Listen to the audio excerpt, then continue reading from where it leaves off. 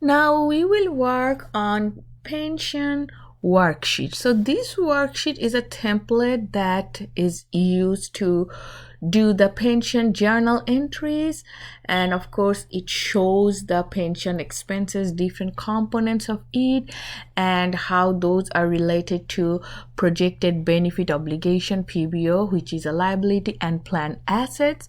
And then at the end it also tells us the differences between PBO and plan asset, whether the fund is underfunded or overfunded, and the difference should also reflect in the pension expense journal entry if the expense is not equal to the employer's contribution to the plan. So here we first column we list the items, and then you have all those columns to show the account balances for expense, cash, and liabilities, and we'll also show debit and credit, and when those PBO and plan assets are affected and how those are related. And this will be your memo part, and then we will also show the balance between PBO and plan asset, which is reported on the balance sheet as pension liability and pension asset. So let's see this example. Zerle company, here they showed their plan asset balance at the beginning is 100,000 and PBO balance at the beginning is 100,000. Both are equal, and throughout the year they have annual service cost. Their employees work for the year, and based on their future benefit obligations and actuaries present value calculation for this year's annual service cost is 9,000. Settlement rate, which we use for interest cost based on the PBO balance, and we also know here the actual return on plan asset, which is given. You learned how to calculate it, and then how much the employer is contributing to the fund, which is $8,000, and how much the plan is paying to the retirees or retired employees, which is $7,000. Now we will see how we will record these on our worksheet. So here we will first show the balances. These are the beginning balance for PBO and plan assets, and you know PBO it's obligation, liability, so it's a credit balance, and this is plan asset, this is asset and debit balance. Then we are recording all those costs. Those are part of your pension expense. First you have service cost, which is given. It's an expense or service cost. We debit it, and it is also increasing our pension obligation or PBO, so we credit PBO. Liability is also increasing, and then we calculate the interest cost, which is based on the settlement rate 10%, and based on the beginning balance of PBO or your liability, we calculate it 10% of 100,000. So our interest cost is 10,000. This is an expense debit, and it's also increasing our PBO or liability, so 10,000 credit. Actual return is given. Remember, this is a return, but we treat it or adjust it with expense. So since this return is coming from your plan assets, this is the actual return. Your plan asset is increasing, so debit here it will be plan asset $8,000. Sorry, it's $10,000 actual return, and then we will credit here this as pension expense, because you know our goal is to calculate the pension expense, and actual return is part of the expense, but it's a return to show the net expense. We are crediting it. So last item here, you will see here contributions and benefits. So contribution means the employer is paying it to the plan this year. So the employer is paying cash $8,000. So cash is reducing cash credit, and it's increasing plan assets. So plan asset is debit $8,000. Benefits, remember, plan is all those assets you are holding it in a fund, and contribution is cash coming from the employer, so it's increasing the plan assets. On the other hand, these benefits, it's going out of the plan assets because the benefit is made to the retirees, so retirees are receiving that. So if you look at this, it's in one hand it's reducing plan asset, and in another hand it's reducing your PBO, or projected benefit obligation, or your pension liabilities, because you are supposed to pay that to the retirees and you are paying it through this benefit payment. So now, after recording all these items, we will see if we consider to record the journal entry.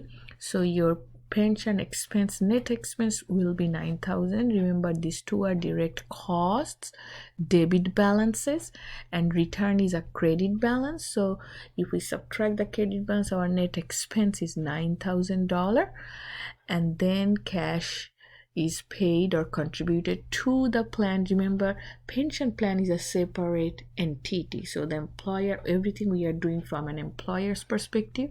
So employer is paying cash, cash is gone, cash credited, so it will be also a credit item. Now if you need to write the journal entry, your debit will be pension expense, credit will be cash, journal entry is not balanced, and the remainder is liability, because your entire expense which is incurred for 2025 is 9,000, but you paid 8,000, so definitely the remainder is a liability. And there is another way to check it. After recording all those items, you will see what's the balance for PBO. So these are the balances. Remember, these are credit items, so we will add all those credits, and then because of the benefit you paid a part of your obligation, so it's reduced it, or we debited PBO, so we will subtract that. So you can do a small T account, or you know to how to get the credit balance. All three are credit items, and then credits, and then you subtract the debit, so your PBO balance end of the year is 112,000.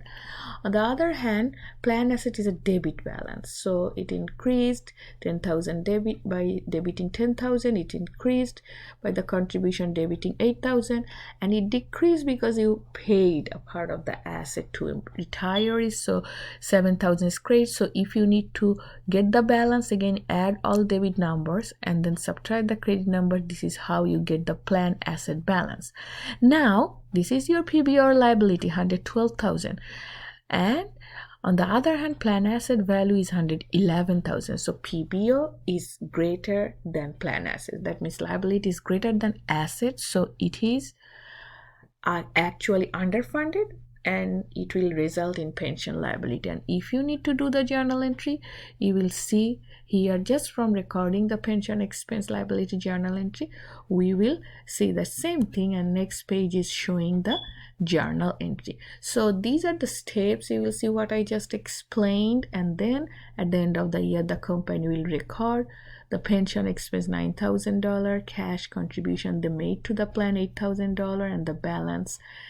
And since it's credit side, we also found that PBO balance is greater than the fair value of the plan assets, so it will be a pension liabilities. This is how we record it. So for pension related items, we will use a worksheet, and then end of the year the company will record these journal entries.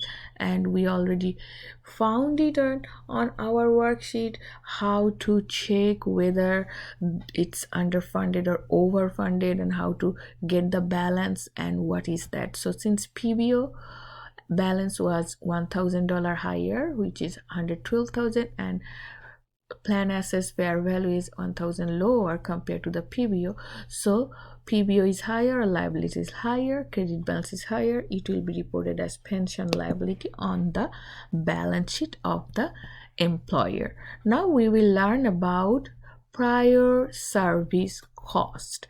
So companies sometimes amend any pension plan, or they can initiate a new pension plan, and there might be a scenario that they have to pay pension based on the employees' past year services. But you know what, when you have all those past year services, you just cannot record or recognize all those as your pension expense based on past year service. That means you cannot recognize the retroactive benefits as pension expense. So what you need to do, we'll calculate that and we will actually amortize it over the future year of your service. So that's board. Board means FASB, Financial Accounting Standard Board. FASB prefers that we will be using the amortization method based on our years of service, and we will see how to calculate based on the years of service. There is another way to do straight line amortization too. So now let's see how it will work.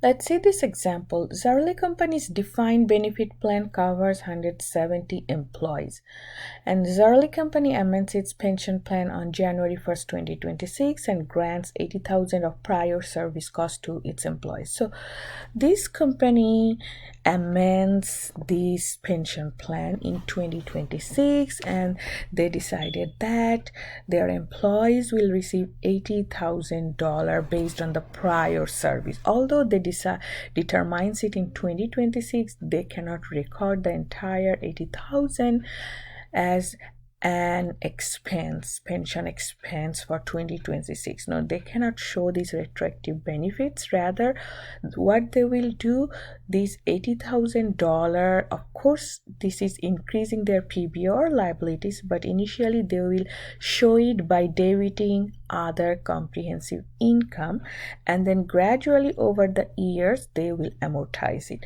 So now if we look at the group of the people that they are working in the company, and based on their expected years of retirement, so a group of people which they define group A, 40 employees, they are expected to retire at the end of 2026. Same as another group, 20 people will retire in 2 years, and group C people, they have 40 employees there and they will retire in 3 years. So you have all this information. So they have 170 employees, and these are their expected retirement time, and based on that you can also tell that which group will be working for how many more years. For example, group A will work only for 1 more year, this 2026, group B 2 more years. So we can calculate all these employees service years, and then we will see based on these prior service cost $80,000 what will be per year's amount, and based on that we will amortize it. So now here group A, they are serving only for 1 more year, and group B, they are serving 2 years, so they will retire at the end of 2027, and then group C 3 more years. So this table, which is called service years table, actually shows all those employees number of years services. So now we could do 2 ways. Either we could do for 1 year 2026 how many employees are there, so 170 service years. 2027, one group A retires, so we'll exclude them, and the rest they are also working and retire, so their service year total will be 130. And this way we can do this number counting as horizontally, and then we can add those vertically. So total service year is 500. Or we could do group by group. Group A, they have service years 40. Group B, 20 people, but they will serve for 2 years, and total service year for them 40. Group C, they are 40 people and they will serve for 3 more years and then retire, so their service year is 120. So you can now add those first vertically, and then the final line you can add horizontally. Either way you will get the same total service years. Now we already know the prior service cost is 80,000, and if we divide it by 500 service years, so per year prior service cost is 160. Now we will amortize it based on each year's total service year. For example, now we have to amortize 2026 prior service cost. 2026 we have 170 service years, so for each service year prior cost should be amortized by 160, and if you multiply it by 2026 service year, which is 170, you will get the amortization portion for 2026, which is 27,200. Now if you see for next year, following year 2027, your total service year is 130, and each year's cost per prior year service cost for each year is 160. So if we multiply it by that, 130 multiplied by 160, you will get 2027's annual amortization. And this way you can calculate each year's annual amortization. This is how we are amortizing or recognizing the prior service cost. So when we have to record it, what we will do, we will reduce that debit balance of OCI. So OCI will be credited and we will show it as amortization expense. This is how we will actually record prior service cost, not just recording during that year, rather we calculate per year's service cost and then we amortize it over the year based on the total service years.